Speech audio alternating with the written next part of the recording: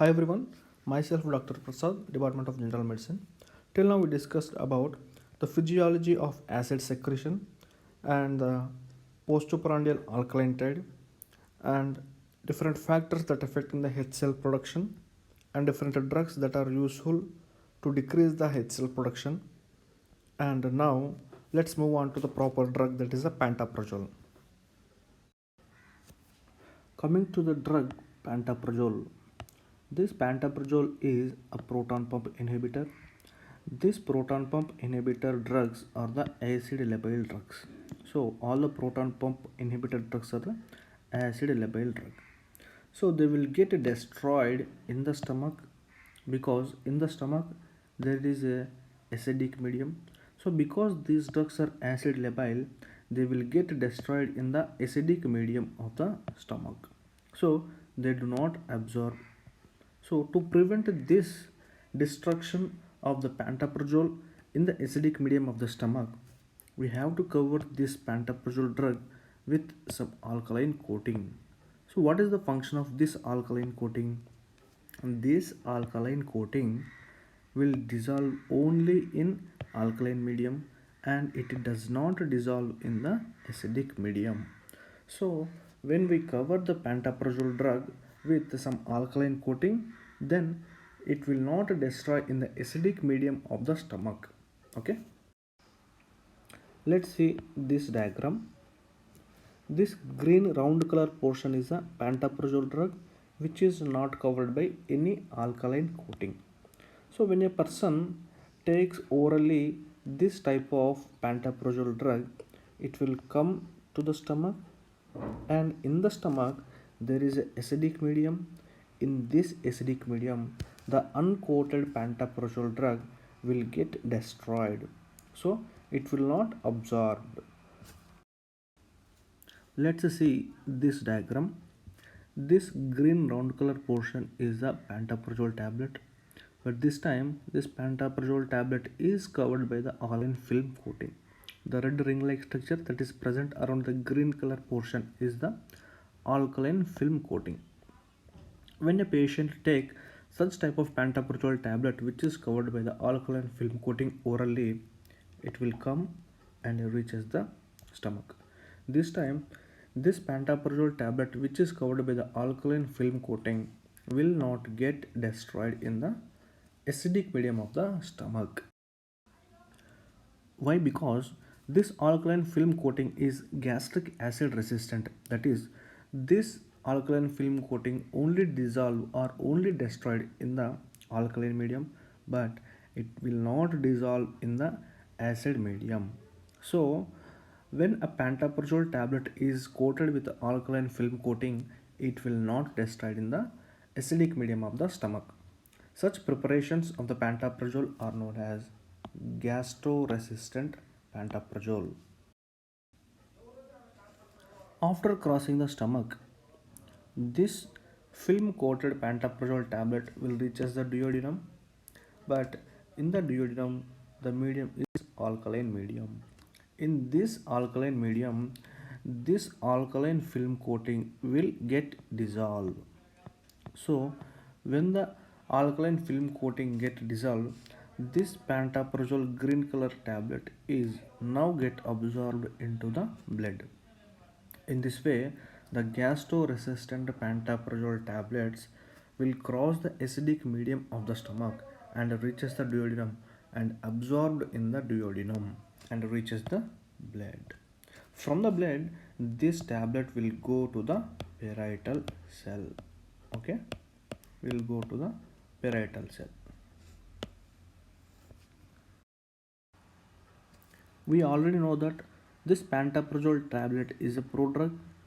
This inactive prodrug become active after reaching the parietal cell. Okay, in the parietal cell, this active pantoprazole tablet inhibits the proton pump, that is H plus K plus pump, irreversibly, that is permanently. So then the pump stop working. So when the pump is inhibited irreversibly, then the pump stop working. So when the pump stop working, there is no production of the HCl. So for the formation of the acid, now we require a new pump. This new pump will take at least 24 hours for its formation. So once you take the pantoprazole tablet, so for the next 24 hours there is no pump is available for the gastric acid secretion. So the new gastric acid only secreted after the 24 hours. Why? Because the new pump will take at least 24 hours for the formation. So once you take the pantoprazole tablet, for the next 24 hours there is no acid secretion. That is the reason why we usually prescribe the pantoprazole tablet once daily. Even though the half-life of the pantoprazole tablet is just 30 minutes, this pantoprazole tablet inhibits the secretion for the next 24 hours. Such drugs are known as hit and run drugs. Because this pantoprazole tablet inhibits the HCl production for the next 24 hours, we usually prescribe these proton pump inhibitors once a day. We already know that the proton pump inhibitors are very effective in acid suppression. Why? Because they block the final step of the HCl production. Okay, coming to the uses of the proton pump inhibitors, these proton pump inhibitors are the drug of choice for the dyspepsia and also the drug of choice for peptic ulcer due to any reason. So due to any reason, if there is peptic ulcer, the drug of choice is a proton pump inhibitors. And these proton pump inhibitors are also the drug of choice for GRD and Zollinger-Ellison syndrome. And these proton pump inhibitors are also the drug of choice for the peptic ulcer caused by the H. pylori. Okay, in India, previously we use cap therapy for the H. pylori infection. In the cap therapy, the C indicates the clarithromycin, A indicates amoxicillin, and the P indicates proton pump inhibitor. In acute ulcer bleeding condition, this pantoprazole drug is given in IV infusion form. Coming to the adverse effects of the proton pump inhibitors, the common side effects are nausea, diarrhea, pain abdomen, flatulence, and dizziness. These proton pump inhibitors also cause vitamin B12 deficiency. Let's see how. The gastric acid is required to release the vitamin B12 from the food particle. If the patient is on prolonged usage of proton pump inhibitors, then there is no gastric acid in that patient. So when there is no gastric acid, the B12 is not released from the food particles. So when the B12 is not released from the food particles, it will not absorbed. So when there is no absorption of the B12, after prolonged period, the B12 will deficient. So in this way, patient will develop B12 deficiency. So because of this B12 deficiency, patient may land into megaloblastic anemia.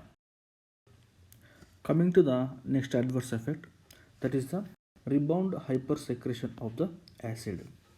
So after using for prolonged period, if we stop the proton pump inhibitors suddenly, then it causes rebound hypersecretion of the acid. This is usually observed with the omeprazole. This rebound hypersecretion of the acid will usually observe with this omeprazole.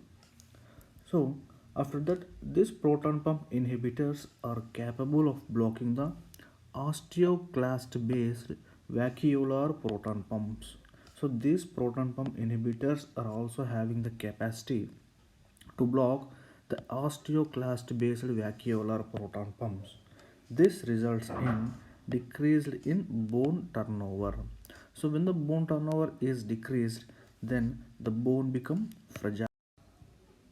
Coming to the next adverse effect is enteric infections and the intestinal infections. Let's see, if the gastric acid pH is less than 4, it is a bactericidal. Okay, whatever the bacteria that are entered through our oral route, that will destroyed within 15 minutes. Okay, so most of the bacteria which are entered into our GI tract, that will destroyed by this gastric acid within 15 minutes if the gastric acid pH is less than 4. In profound gastric acid suppression, that is, if the patient is using the proton pump inhibitors for a prolonged period, then the gastric acid is suppressed. This results in colonization of the many genera of the bacteria in the upper GI tract. Okay, this results in increased risk of enteric infections. This is how a patient who is on prolonged usage of proton pump inhibitors is more prone to get enteric and intestinal infection.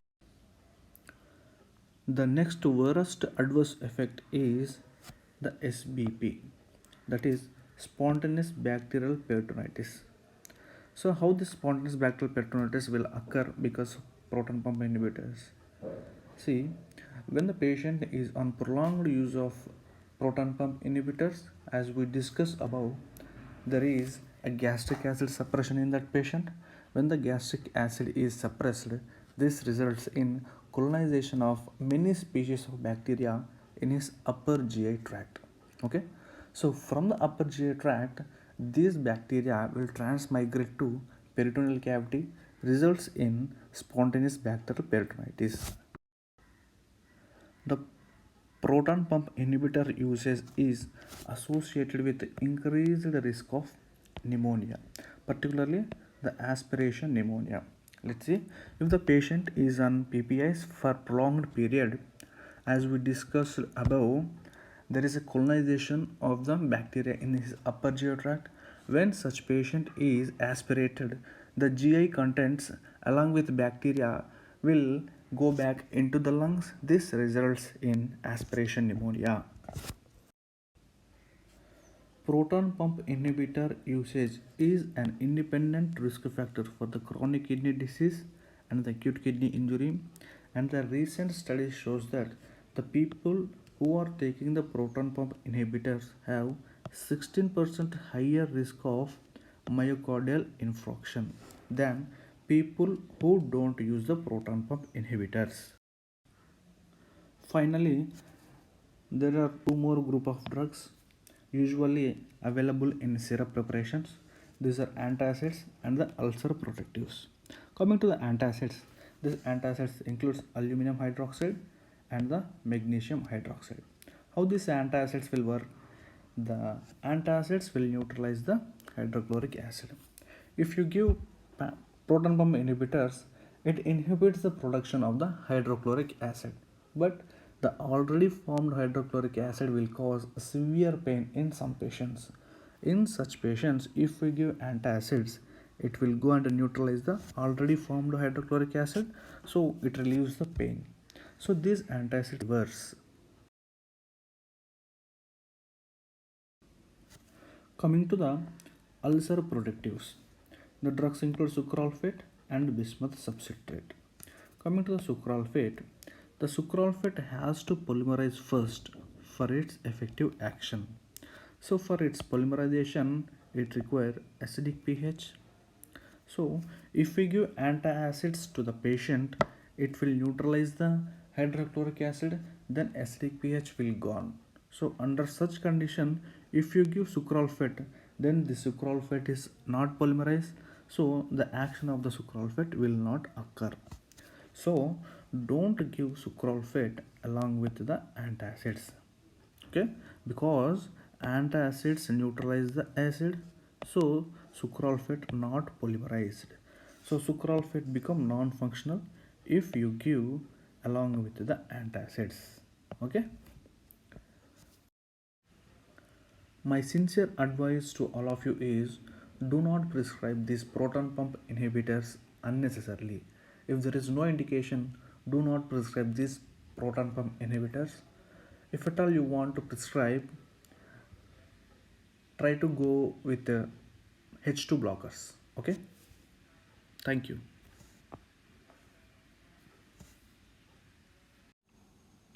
Finally, please subscribe my channel, and if you really like this video, please click the like button and share my video and give your valuable comment. Thank you.